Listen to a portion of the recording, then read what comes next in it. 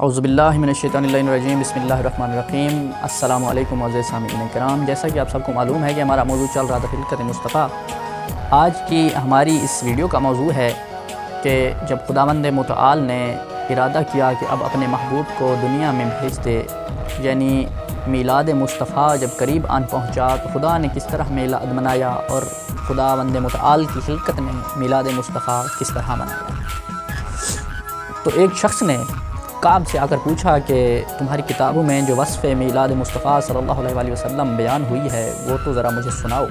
کعب نے کہا کہ میں نے 70 آسمانی کتابوں کا مطالعہ کیا ہے جو کہ سب آسمان سے نازل ہوئی ہیں، جن میں صحف ابراہیم، صحف عیسیٰ، صحف موسیٰ، صحف دانیال اور اس دیگر کتابیں شامل ہیں۔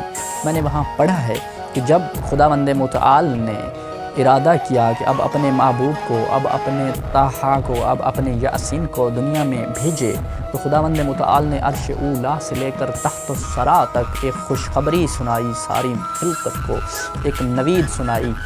کیسے نوید سنائی؟ خداوند متعال نے جب جنت کو یہ نوید سنائی کہ حضرت محمد مصطفیٰ صلی اللہ علیہ وسلم خاتم المرسلین، میرے آخری نبی کا میلاد قریب ہے، میرے محبوب کی آمد قریب ہے دنیا میں، تو وہ مسکرانے لگی اور وہ اس دن سے مسکرا رہی ہے اور تا ابد مسکراتی رہے گی اور کبھی مرجھائے گی نہیں۔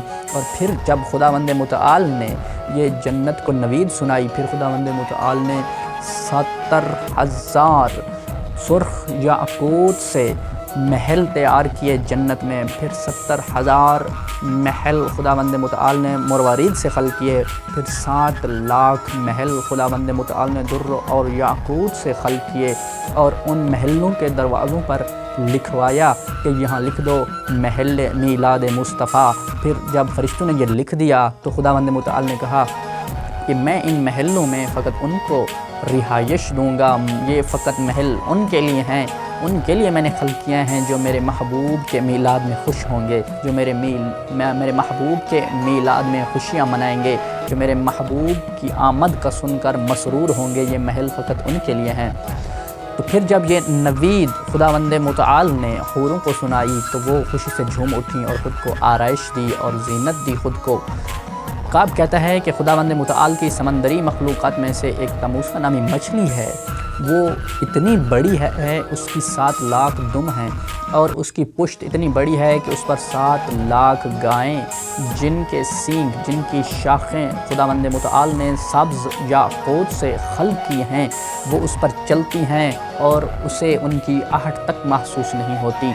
اب جب فرشتوں نے تموسا کو میلاد مصطفیٰ صلی اللہ علیہ وسلم کی نوید سنائی، خوشخبری سنائی، تو وہ خوشی سے جھوم اٹھی، پانی میں مچلنے لگی، اچھلنے لگی۔ اور کعب نے کہا کہ اگر خداوند متعال اسے اپنی قدرت سے قابو میں نہ کرتا تو وہ سمندروں کو زیر و زبر کر دیتی اور سارے سمندروں کا پانی روئے زمین پر آ جاتا۔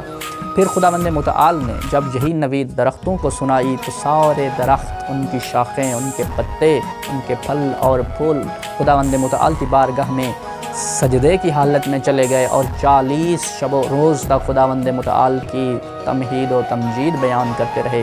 پھر خداوند متعال نے یہی نوید جب پہاڑوں کو سنائی تو سب پہاڑوں نے خداوند متعال کی حمد بیان کی اور احترام مصطفیٰ صلی اللہ علیہ وسلم میں آ کر کوہ ابو قبیس کو سجدے کیے۔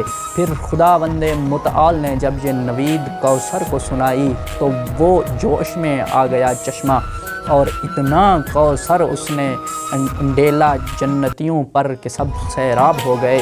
اور پھر خداوند متعال نے شیطان کو زنجیروں میں جکڑوا لیا اور 40 دن تک اسے زندان میں رکھا اور کھولتے ہوئے پانی میں اسے غوطے دیتے رہے فرشتے۔ تو یہ تھی میلاد مصطفیٰ کی خوشیاں۔ امید ہے کہ آپ کو ہماری ویڈیو پسند آئی ہوگی اور ہماری آئندہ کی ویڈیوز کو دیکھنے کے لیے ہمارے چینل کو ضرور سبسکرائب کیجیے۔ دعاؤں میں یاد رکھیے گا۔ والسلام۔